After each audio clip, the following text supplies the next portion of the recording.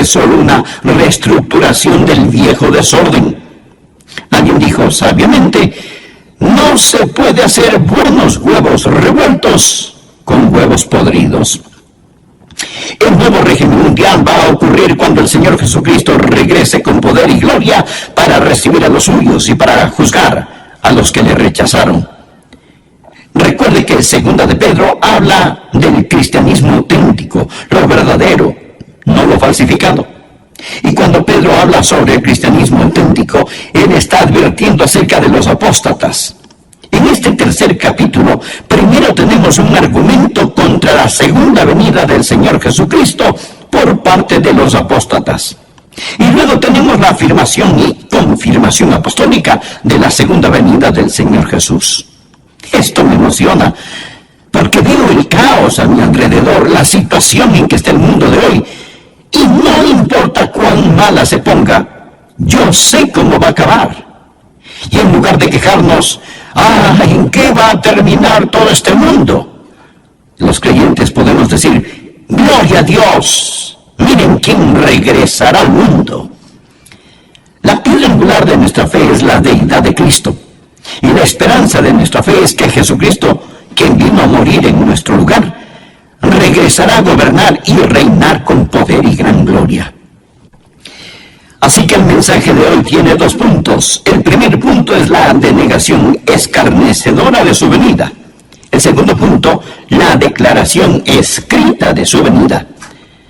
Leamos juntos 2 de Pedro capítulo 3, empezando en el versículo 1. Dice, amados, esta es la segunda carta que os escribo, y en ambas despierto con exhortación vuestro limpio entendimiento, para que tengáis memoria de las palabras que antes han sido dichas por los santos profetas, y del mandamiento del Señor y Salvador dado por vuestros apóstoles, sabiendo primero esto, que en los postreros días vendrán burladores, andando según sus propias concupiscencias y diciendo, preste atención aquí, diciendo, ¿dónde está la promesa de su advenimiento? Porque desde el día en que los padres durmieron, todas las cosas permanecen así como desde el principio de la creación. Y Pedro dice, estos ignoran voluntariamente que en el tiempo antiguo fueron hechos por la palabra de Dios los cielos y también la tierra, que proviene del agua y por el agua subsiste, por lo cual el mundo de entonces pereció anegado en agua. Lo que tenemos aquí son 3 reacciones apóstatas a la segunda venida de Jesucristo. La primera reacción es una reacción emocional. La segunda reacción es una reacción intelectual. Y la tercera reacción es una reacción voluntaria. Es decir, las emociones, la mente y la voluntad se rebelan contra la segunda venida del Señor Jesucristo. Satanás odia la idea de la segunda venida de Jesucristo porque cuando ocurra, él será sentenciado. El reino del terror de Satanás se vendrá abajo. Será cuando los santos seremos honrados, glorificados y bendecidos. Por ello, el diablo ha apuntado toda la artillería del infierno contra la idea de la segunda venida del Señor. El primer punto es la denegación escarnecedora o burla de su venida. La primera reacción es una reacción emocional. Dice la palabra, en los postreros días vendrán burladores. Es un argumento emocional. Existen aquellos que simplemente se reirán y se burlarán de la segunda venida. La burla no es sustituto para la verdad. Pero cuando un hombre está perdiendo un argumento, muchas veces opta por utilizar la burla, la ridiculización y el sarcasmo. Los verdaderos creyentes siempre han sabido que cuando defienden la verdad, se exponen a la burla y el ridículo. El siervo no es mayor que su Señor. Marcos 5, versículo 40. Y se burlaron de él. ¿De quién? Del Señor Jesús. Lucas capítulo 22 y versículo 63 habla de cuando Jesucristo iba rumbo a la cruz. Dice, y los hombres que custodiaban a Jesús se burlaban de él y le golpeaban. Se los puede imaginar, muertos de risa, apuntando su dedo al Señor. Se burlaron y golpearon al Hijo de Dios. Si se ríen de usted por creer en Cristo y en su segunda venida, recuerde que está en muy buena compañía. El arsenal diabólico para impedir que usted ame, conozca y sirva a Dios es la ridiculización y la burla. En los postreros días vendrán burladores andando según sus propias concupiscencias. ¿Por qué se ponen tan emocionales estas personas acerca de la segunda venida de Jesucristo? ¿Por qué lo odian? Porque viven en pecado. Ellos están viviendo en pecado. Muéstreme un burlador y le mostraré un pecador. Los burladores van tras sus propias lujurias, deseos. Muéstreme un hombre que ridiculiza la segunda venida de Jesucristo, el juicio, y yo le mostraré un hombre que tiene las iniciales del diablo talladas sobre su corazón. Muéstreme una mujer que se burla de las cosas santas, y le mostraré a una mujer cubierta con las asquerosas huellas digitales del pecado. En los postreros días vendrán burladores, andando según sus propias concupiscencias. Esta es la reacción emocional contra el Señor Jesucristo. Pero la Biblia enseña en Proverbios que Dios también se va a reír. Proverbios 1, empezando en el versículo 24, dice: por cuanto llamé, Dios le está hablando a usted ahora. Por cuanto llamé y no quisiste oír, extendí mi mano y no hubo quien atendiese, sino que desechasteis todo consejo mío y mi reprensión no quisisteis. Ahora escuche: también yo me reiré en vuestra calamidad y me burlaré cuando os viniere lo que teméis. Cuando viniere como una destrucción lo que teméis, y vuestra calamidad llegare como un torbellino, cuando sobre vosotros viniere tribulación y angustia.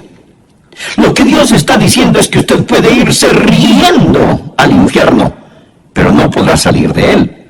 Dios está diciendo, como decimos hoy, el que ríe al último, ríe mejor. Los apóstatas no solo están satisfechos con rechazar las cosas santas, sino que tienen un enorme deseo diabólico de ridiculizar las cosas santas. Había un emperador romano cuyo nombre era Juliano. Cuando él era un joven, profesó conocer al Señor Jesucristo y ser un creyente, pero nunca se convirtió verdaderamente. Llegó a ser un apóstata y persiguió a los creyentes con todo su poder, ridiculizando la fe cristiana. Juliano, el apóstata, tenía un amigo de la niñez cuyo nombre era Agatón. Ellos crecieron juntos. Después de muchos años se encontraron. Agatón era un creyente que servía fielmente al Señor día tras día. Cuando Juliano el emperador se encontró con Agatón, le dijo: Agatón, ¿cómo le va a tu amigo el carpintero de Nazaret? Él tiene suficiente trabajo. Le están saliendo algunos trabajitos como carpintero. Y Agatón muy serenamente le respondió: oh sí, Juliano, él tiene mucho que hacer. De hecho, él está muy ocupado haciendo un ataúd para tu imperio. Él era un profeta, porque en 2 años Juliano murió en una batalla y su imperio comenzó a desmantelarse. La historia nos dice que cuando Juliano el apóstata estaba tendido en el campo de batalla, se metió la mano en su herida mortal y tomó un puñado de sangre y la lanzó a los cielos y exclamó: has vencido, oh Galileo. Los burladores aman su pecado y argumentan contra el juicio y la segunda venida de Jesucristo. Es una reacción emocional. Pero existe la segunda reacción, la reacción intelectual. Por favor, leamos el versículo 4. Dice: los burladores andando según sus propias concupiscencias y diciendo: ¿dónde está la promesa de su advenimiento? Porque desde el día en que los padres durmieron. Ahora escuche: todas las cosas permanecen así como desde el principio de la creación.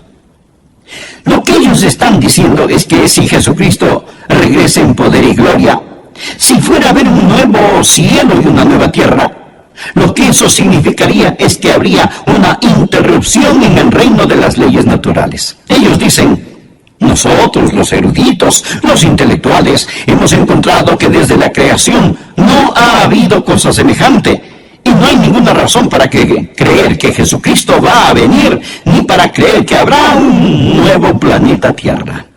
Esto, amigos, es puro materialismo. Todo continúa igual. creación desde un punto de vista científico. Es una apelación a la inteligencia y aquí está el argumento. Nunca nada cataclísmico ha ocurrido y no hay ninguna razón para creer que algo cataclísmico sucederá. Porque desde el día en que los padres durmieron, todas las cosas permanecen, así como desde el principio de la creación. Ellos dicen, escuche, mi bisabuelo esperaba la segunda venida de Jesucristo. Así que no se preocupen, todo continuará igual, no pasará nada. Imagínense a un niño en el tiempo de Noé. Él llega todo preocupado y le dice a su papá, papi, escuché a un hombre llamado Noé. Dice que Dios va a destruir el mundo con un diluvio y está construyendo un gran barco. Él lo llama el arca. Dice que si creemos en su Dios, nos podemos salvar y entrar en el arca cuando venga el diluvio. Y el papá, riéndose, le contesta, hijo, recuerdo que cuando yo era niño, ese viejo loco de Noé estaba construyendo esa arca y me contó la misma historia. Y yo me fui a casa asustado y se lo dije a mi papá y mi papá me dijo que su papá, su bisabuelo, también escuchó al viejo Noé contar la misma historia. Hijo, olvídate de esa tontería. Nadie jamás ha visto un diluvio. No existe tal cosa. Desde los tiempos de tus bisabuelos todo sigue igual. Así que existe la reacción emocional. Los pecadores que siguen sus propios malos deseos. Existe la reacción intelectual. Toda cosa continúa exactamente como fue. Nunca ha habido un cataclismo, nunca habrá un cataclismo. Existe también la reacción voluntaria. Por favor, note el versículo 5. Estos ignoran voluntariamente. Son voluntariamente ignorantes. Esta gente no quiere saber, ni quiere entender. Porque si admiten la verdad de que Jesucristo va a regresar en juicio, esto significa que tendrán que cambiar su estilo de vida. Piensan que si de algún modo cierran sus mentes y sus corazones a esta verdad, todo estará bien.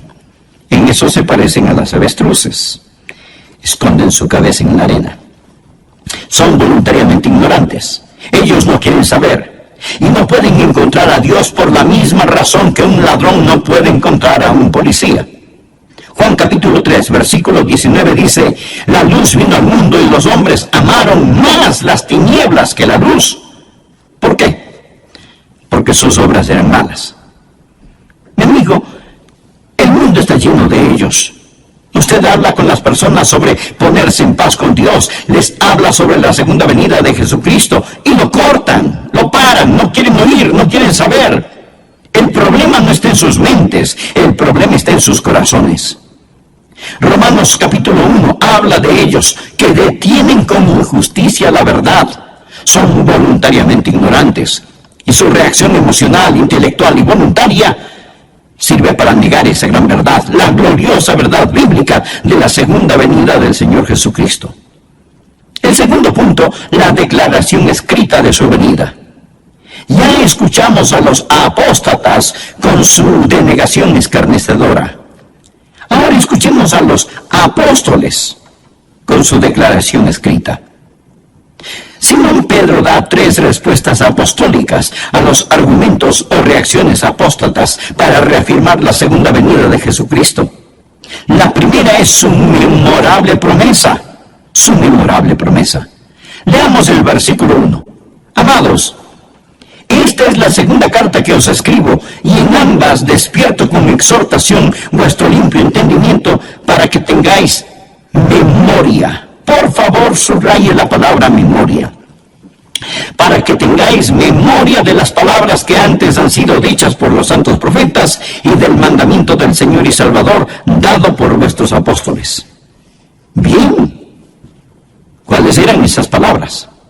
Una promesa. Mira el versículo 4. ¿Dónde está la promesa de su advenimiento?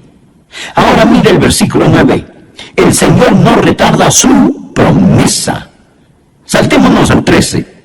Pero nosotros esperamos según su promesa cielos nuevos y tierra nueva. Lo que está diciendo el apóstol es que Él nos hizo una memorable promesa y Él vendrá otra vez. Los profetas y los apóstoles nos dicen que recordemos lo que Dios ha dicho. Sabemos la importancia del nuevo nacimiento. Mas, ¿sabía que el Nuevo Testamento solo lo menciona 9 veces? La maravillosa doctrina del bautismo se menciona solo 20 veces en el Nuevo Testamento. El arrepentimiento solo 70 veces en el Nuevo Testamento. Pero el Nuevo Testamento habla sin tocar el Antiguo Testamento. Habla 380 veces en términos gráficamente claros de la segunda venida de Jesucristo. Esa es la razón por la que Pedro dijo: tengáis memoria de las palabras que antes han sido dichas por los santos profetas y por vuestros apóstoles. Si usted agrega a los profetas lo que los apóstoles dicen, un versículo de cada 25 en la Biblia habla de la segunda venida de Jesucristo. Dios no puede mentir. Dios lo ha prometido. Por ello, el recordatorio apostólico es su memorable promesa. Recuerde, téngalo presente. El Dios que no puede mentir lo ha prometido. Segundo, Pedro nos recuerda de su magno poder. Recuerda lo que ellos dicen.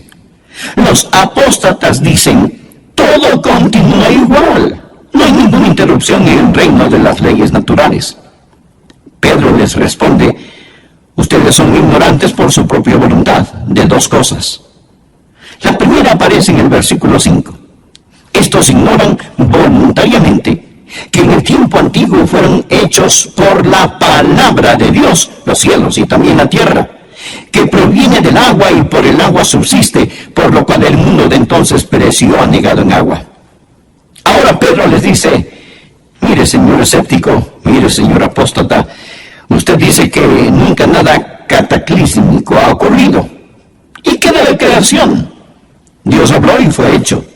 Dios con su palabra creó el mundo y los universos. Él habló y se hizo. Con su palabra suspendió la luna, el sol, las estrellas. Dios lo hizo todo por medio de su palabra. Pedro les está recordando sobre el magno poder de Dios. Los escépticos modernos y ateos de hoy intentan encontrar el origen de la vida. Pero no nos preocupemos del origen de la vida. Vamos más allá. Hablemos del origen de la materia. Usted dirá: bueno, la vida empezó espontáneamente en alguna sopa prebiológica, pero ¿de dónde salió la sopa prebiológica? Amigo, de la nada. Nada sale. Por medio de la palabra de Dios todo fue creado. Dios con su palabra ordenó la creación, pero también ordenó un cataclismo. Verso 5. Estos ignoran voluntariamente. Primero, habló para la creación.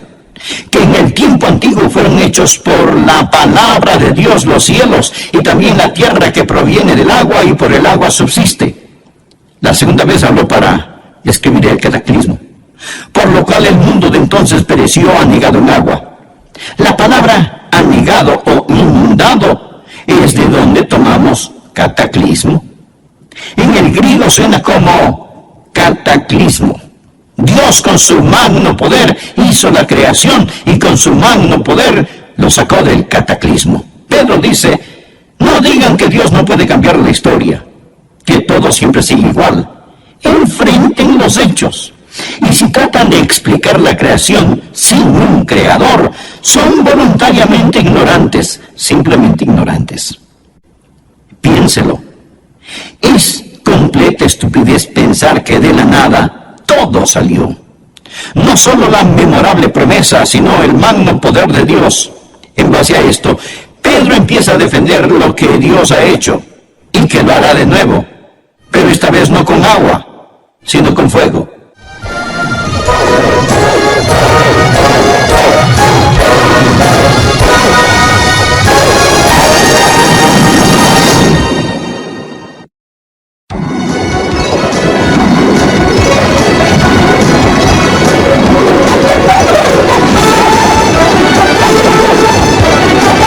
Jesús dijo en Lucas 13:3: no, antes si no os arrepentís, todos pereceréis igualmente. Pero el Señor no quiere que ninguno perezca, sino que todos procedan al arrepentimiento. Amigo, Él está por venir. llamas de fuego para castigar a los que no conocen a Dios ni obedecen el Evangelio de nuestro Señor y Salvador Jesucristo. ¿Que cómo lo sé? Pues por su memorable promesa. Y aún no ha venido por su misericordiosa paciencia.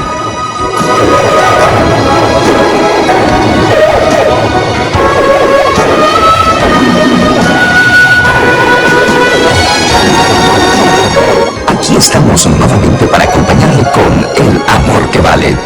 El profesor y pastor Adrián Rogers, en la voz del pastor Lenín de Llanón, nos trae hoy la segunda parte del tema El Nuevo Régimen Mundial. El nuevo régimen mundial está por venir, pero no como algunos piensan, porque lo que este mundo llama nuevo régimen mundial es solo una reestructuración del viejo desorden. Alguien dijo sabiamente, no se puede hacer huevos revueltos con huevos podridos. El nuevo régimen mundial tomará lugar cuando el Señor Jesucristo regrese con poder y gloria para recibir a los suyos y para juzgar a los que le rechazaron. Recuerda que segunda de Pedro habla del cristianismo auténtico, lo verdadero, no lo falsificado. Cuando Pedro enseña acerca del cristianismo auténtico, él está advirtiéndonos acerca de los apóstatas. Soy Milton de los Santos y desde ya invito a continuar este estudio en segunda de Pedro capítulo 3, desde el verso 1 hasta el verso 13.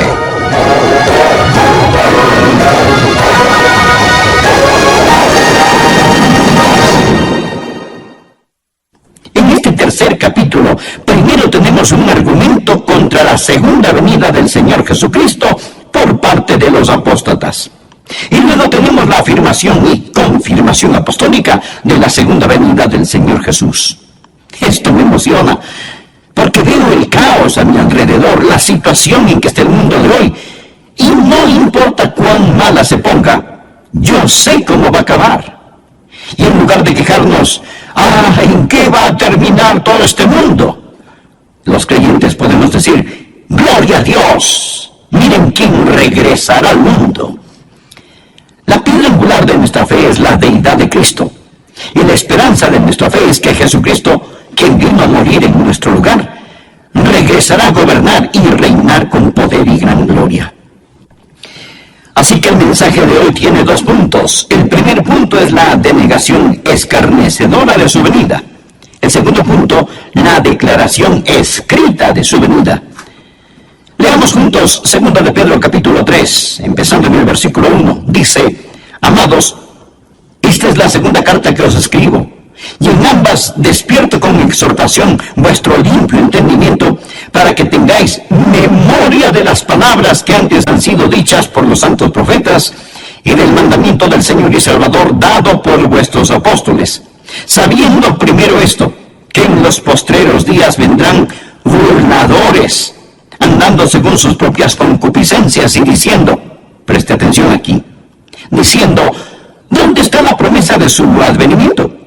Porque desde el día en que los padres durmieron, todas las cosas permanecen así como desde el principio de la creación. Y Pedro dice, estos ignoran voluntariamente que en el tiempo antiguo fueron hechos por la palabra de Dios los cielos y también la tierra, que proviene del agua y por el agua subsiste, por lo cual el mundo de entonces pereció anegado en agua. Por favor, note el versículo 5. Estos ignoran voluntariamente. Son voluntariamente ignorantes. Esta gente no quiere saber, ni quiere entender, porque si admiten la verdad de que Jesucristo va a regresar en juicio, esto significa que tendrán que cambiar su estilo de vida. Piensan que si de algún modo cierran sus mentes y sus corazones a esta verdad, todo estará bien. En eso se parecen a las avestruces. Esconden su cabeza en la arena. Son voluntariamente ignorantes. Ellos no quieren saber y no pueden encontrar a Dios por la misma razón que un ladrón no puede encontrar a un policía. Juan capítulo 3, versículo 19 dice, la luz vino al mundo y los hombres amaron más las tinieblas que la luz. ¿Por qué? Porque sus obras eran malas. Mi amigo, el mundo está lleno de ellos. Usted habla con las personas sobre ponerse en paz con Dios, les habla sobre la segunda venida de Jesucristo y lo cortan, lo paran, no quieren oír, no quieren saber. El problema no está en sus mentes, el problema está en sus corazones. Romanos capítulo 1 habla de ellos que detienen como injusticia la verdad. Son voluntariamente ignorantes y su reacción emocional, intelectual y voluntaria sirve para negar esa gran verdad, la gloriosa verdad bíblica de la segunda venida del Señor Jesucristo. El segundo punto, la declaración escrita de su venida. Ya escuchamos a los apóstatas con su denegación escarnecedora. Ahora escuchemos a los apóstoles con su declaración escrita. Simón Pedro da 3 respuestas apostólicas a los argumentos o reacciones apóstatas para reafirmar la segunda venida de Jesucristo. La primera es su memorable promesa. Su memorable promesa. Leamos el versículo 1. Amados, esta es la segunda carta que os escribo, y en ambas despierto con exhortación vuestro limpio entendimiento para que tengáis memoria. Por favor, subraye la palabra memoria. Para que tengáis memoria de las palabras que antes han sido dichas por los santos profetas y del mandamiento del Señor y Salvador dado por vuestros apóstoles. Bien, ¿cuáles eran esas palabras? Una promesa. Mire el versículo 4. ¿Dónde está la promesa de su advenimiento? Ahora mire el versículo 9. El Señor no retarda su promesa. Saltémonos al 13. Pero nosotros esperamos según su promesa cielos nuevos y tierra nueva. Lo que está diciendo el apóstol es que Él nos hizo una memorable promesa y Él vendrá otra vez. Los profetas y los apóstoles nos dicen que recordemos lo que Dios ha dicho. Sabemos la importancia del nuevo nacimiento, mas ¿sabía que el Nuevo Testamento solo lo menciona 9 veces? La maravillosa doctrina del bautismo se menciona solo 20 veces en el Nuevo Testamento. El arrepentimiento solo 70 veces en el Nuevo Testamento. Pero el Nuevo Testamento habla sin tocar el Antiguo Testamento. Habla 380 veces en términos gráficamente claros de la segunda venida de Jesucristo. Esa es la razón por la que Pedro dijo: tengáis memoria de las palabras que antes han sido dichas por los santos profetas y por vuestros apóstoles. Si usted agrega a los profetas lo que los apóstoles dicen, un versículo de cada 25 en la Biblia habla de la segunda venida de Jesucristo. Dios no puede mentir. Dios lo ha prometido. Por ello, el recordatorio apostólico es su memorable promesa. Recuerde, téngalo presente. El Dios que no puede mentir lo ha prometido. Segundo, Pedro nos recuerda de su magno poder. Recuerda lo que ellos dicen. Los apóstatas dicen: todo continúa igual. No hay ninguna interrupción en el reino de las leyes naturales. Pedro les responde: ustedes son ignorantes por su propia voluntad de 2 cosas. La primera aparece en el versículo 5. Estos ignoran voluntariamente que en el tiempo antiguo fueron hechos por la palabra de Dios los cielos y también la tierra, que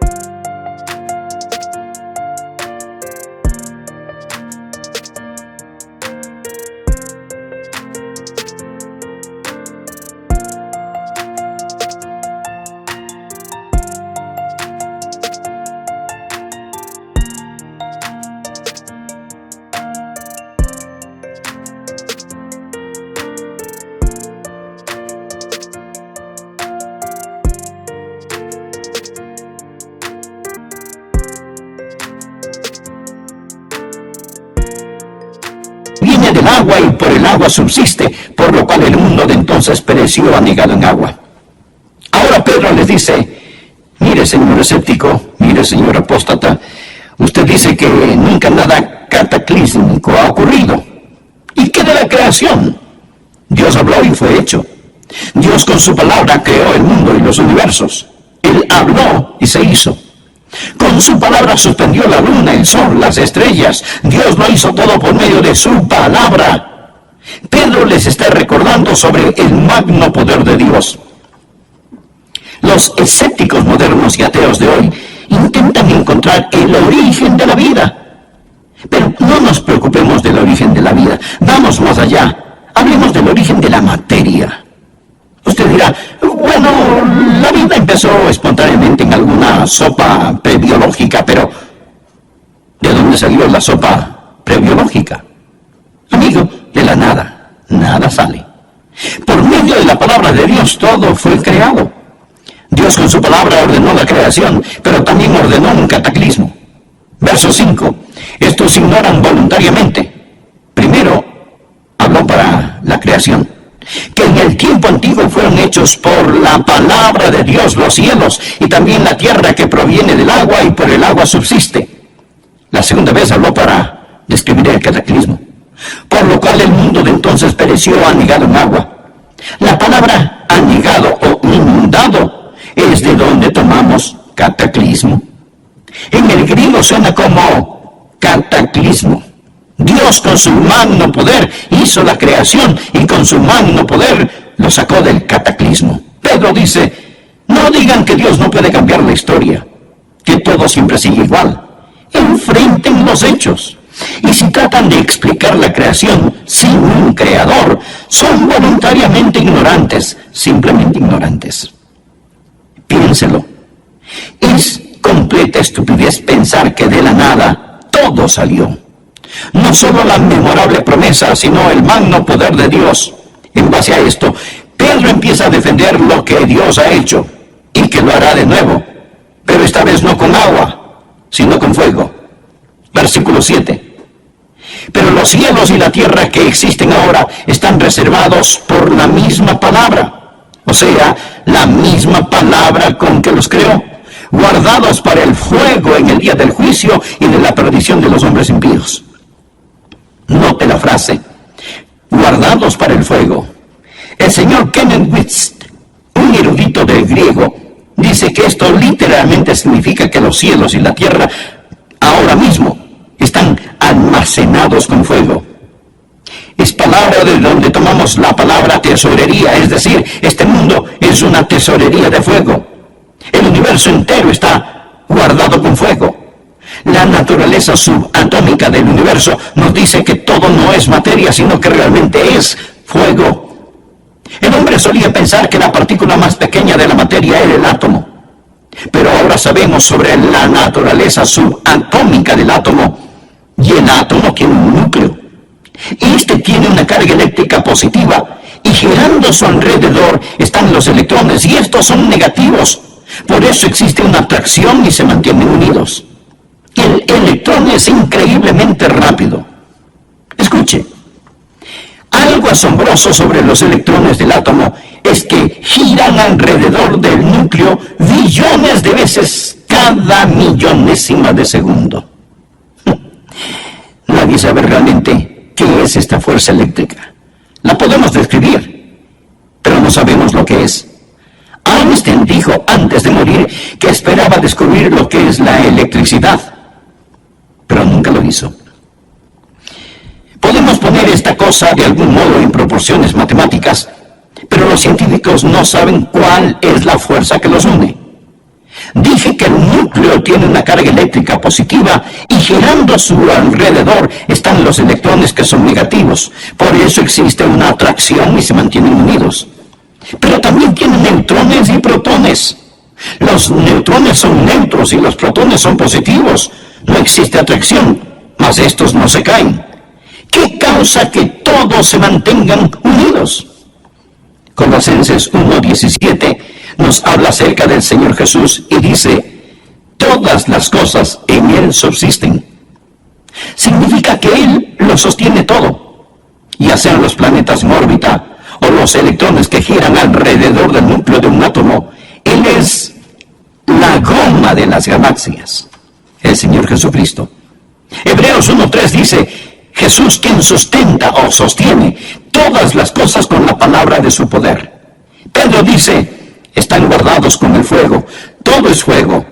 porque todo está formado de una estructura molecular. Hebreos 11:3 dice, lo que se ve fue hecho de lo que no se ve.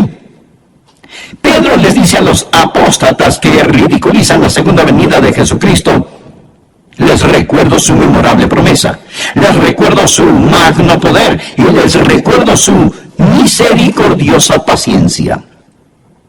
Por favor, leamos el versículo 8. Mas, oh amados, no ignoréis esto, que para con el Señor un día es como 1000 años y 1000 años como un día. El Señor no retarda su promesa, según algunos la tienen por tardanza, sino que es paciente para con nosotros, no queriendo que ninguno perezca, sino que todos procedan al arrepentimiento. Pero el día del Señor vendrá como ladrón en la noche, en el cual los cielos pasarán con gran estruendo.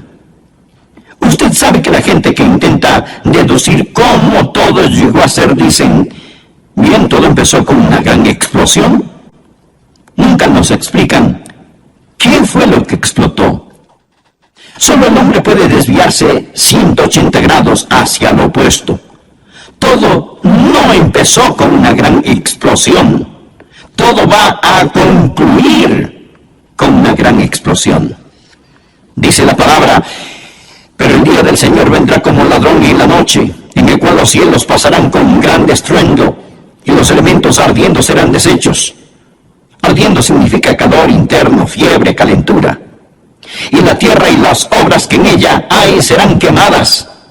Puesto que todas estas cosas han de ser deshechas, ¿cómo no debéis vosotros andar en santa y piadosa manera de vivir, esperando y apresurándoos para la venida del día de Dios, en el cual los cielos encendiéndose serán deshechos y los elementos siendo quemados se fundirán? Pero nosotros esperamos, según sus promesas, cielos nuevos y tierra nueva, en los cuales mora la justicia. Por lo cual, oh amados, estando en espera de estas cosas, procurad con diligencia ser hallados por Él sin mancha e irreprensibles, en paz. Amigo, presta atención al versículo 15. Y tened entendido que la paciencia de nuestro Señor es para salvación. La paciencia de Dios es para salvación. ¿Y qué significa? Mi estimado amigo, significa que Dios no quiere que usted muera y vaya al infierno. Eso es lo que significa. Si Jesucristo hubiera regresado ayer y usted no es salvo, su destino estaría irrevocablemente establecido. El Señor mantiene la puerta de la misericordia abierta para usted. Dios es un Dios de misericordia. Y Pedro les contesta a los apóstatas estas tres cosas.